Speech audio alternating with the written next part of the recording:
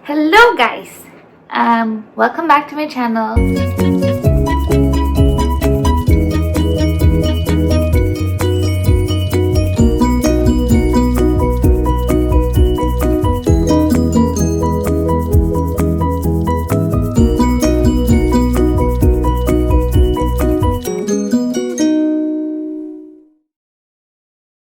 For today's vlog, continuation lang to nung last vlog ko. Yung ni-raid natin ang aking sariling vlog. So hopefully, mag-enjoy kayo and sana hindi kayo magsawang panoorin ako.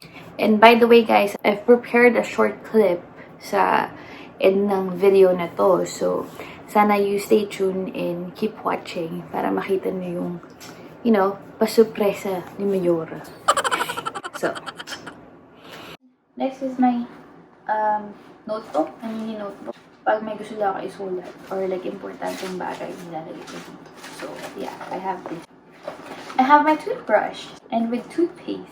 Yan, guys. So, kapag makain ako sa work, tapos like I said before, kapag may split kami, tapos may second run ako, I brush my teeth after ng first run. Pag after lunch ko. So, ayan. Pink agad. Lysol, guys!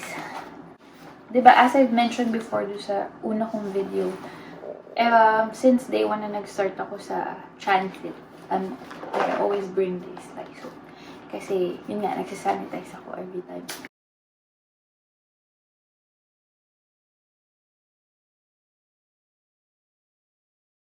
So, minsan, nakakatawa no, during COVID na, tapos meron kaming time na parang mag-relieve ka ng driver. So, you're gonna be using like a same bus. And ikaw magtutuloy yung ruta. Minsan, ako na nag-aalok. Gusto mo ng Lysol. Binigyan ko ng Lysol. Because I'm always ready. Next is, sa bag ko, may another bag.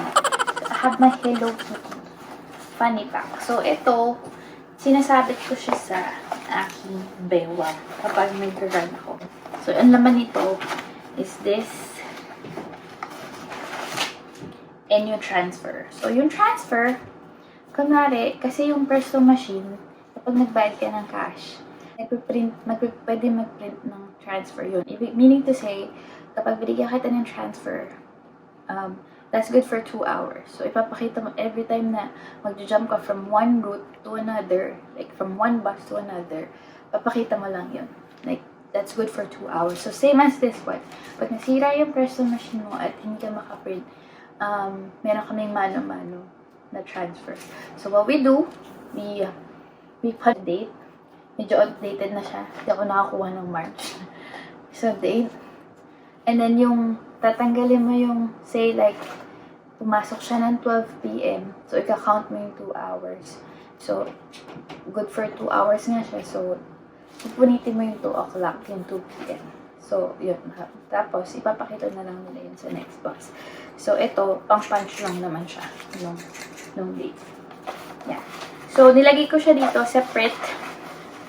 Kasi, pagka, let's say, I'm in the middle of the run, bigla nasira yung machine ko, I don't have to get up my seat to get this. So, at least nandito na siya sa pocket ko. Tapos, sa likod ng aking fanny pack, nandito yung paninis ko ng aking eyeglasses.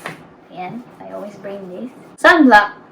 So, kasi I use sunblock on my face. Lalo na pag summer kasi sobrang init. Sobrang babad talaga kami sa araw. Even yung side ng arm namin. Yeah, so naglalagay ako nito. This is so important guys. Kaya kailangan meron kayo nito palagi. This! Actually, binigyan kami ng pouch for this na ilalagay namin sa belt. Pero, I wasn't able to get it. So, naisip ko na lang since may fanny pack ako na nito siya. So, this is a seatbelt cutter. So, if in case of emergency na, alam yun, kailangan hindi kami makaalis dun sa seatbelt namin, we have this cutter. So, yeah. Next is my bagging shala bag. Yan nga guys, I use these kapag long shifts ako. So, kasi nagbaon ako pag ganun. So, ito yung baon lang ko. Ang bongga pag yung shala. So, side pocket, nilagay ko lang pa actually. ito lagi ako nagdadala ng gloves sa work kasi kapag nagsasanitize ako ng bus, nag-gloves ako kasi nung pansin ko nung everyday ko na siya ginagawa, medyo nag-dry yung skin ko. So, nung mga nagka-crack. So, gaganito na ako. At saka, every time na, kasi part of checking the bus is titignan mo kung saan lumalabas yung air. To-check mo kung nandun pa siya. Or, may blue triangle dun sa tire ng bus. So, pag check mo yun kung maluwag siya, dapat super tight nung lahat nun. At saka dapat kompleto siya. So, since nasa tire siya, madumi. And even if we're checking the bike rack, so kasi madumi siya. So, yun. Pag nag-pre-trip ako, importante na meron akong gloves all the time. So, I don't have to go to the washroom and wash my hand kapag wala ng oras. Pero, chichirya, joke. So, meron akong plastic dito. Extra plastic kasi, yun na, kapag may baon ako nilalagay siya sa plastic kasi parang hindi masyadong mabunahan yung baon na. So, alam mo na, guys, pag inshallah, one fact about me, guys, is mahilig akong kumain ng kung anong candy at saka chocolates. Tsaka, mahilig talaga ako kumain, guys. Kaya, laging puno yung baon ng phone. Meron akong pintang, which is my favorite. Guys, meron din akong Skyflakes. Ayan, kapag talagang gutom na gutom ako at hindi ako pwede magkalin habang nag-drive, mag-open lang ako nito tapos kukuha lang kakagat ko ngayon kapag nakastop kami. Or kapag kaya ko pa nang hindi ko makain ng kanin at ito lang. Yan. So ito lang, light snack. Shout out to Anil who gave me a sneakers sa work. Yan, kasi he owed me one for my birthday. So thank you. Yan, lagi ako may chocolate. Alam niyo ba guys, dati meron akong pouch na ganito. Yan. Punong-puno yun ng candies at punong-puno ng chocolate. Tapos, alam nila sa work, nagutom yung bata. So, alam nila na marami akong pagkain sa baonan ko. So, pag nakita nila ako, ang first question na tatanungin nila or i-ask nila is kung may chocolate ba daw. Medyo nag-cut down ako kaya wala kang makikitang pouch ng chocolate. Masama siya sa katawan. Tapos ito, I have orange. I make sure na meron akong baon nito every time. So, yun na ngayon, panahon ngayon, pandemic, kailangan natin ng vitamin C. So, pagkatapos ko kumain ng kanin, makain ako nito ng isa or dalawa. So, ayun. After this video, nag-post ako ng clip sa 60-foot training namin na bus. So, para makita nyo lang kung ano itsura ng 60-foot bus namin. So, I got this training last year. So, summertime. So, kaya wala akong jacket. Tsaka medyo bing-bing pa ako. So, stay tuned. Panoorin niyo siya after this. Sana mag-enjoy kayo. And, once again, thank you for watching. And, don't forget to like, subscribe, and hit the bell button. And please, do share this video. So, thank you again, guys. Thanks for the support, and I'll see you on my next vlog. Bye!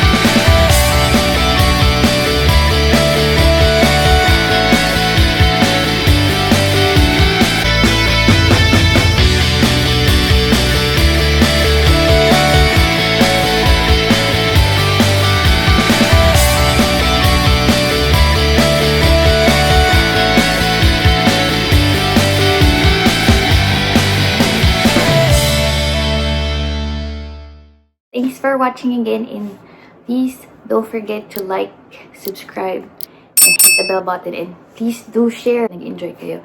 And if you have anything in mind na gusto nyong ipagawa sa akin, may mga questions and concerns kayo, feel free to leave that message down below. Kasi open naman ako since I'm a newbie here. So, yeah, I'll be needing your advices, guys. See you on my next vlog. Ciao!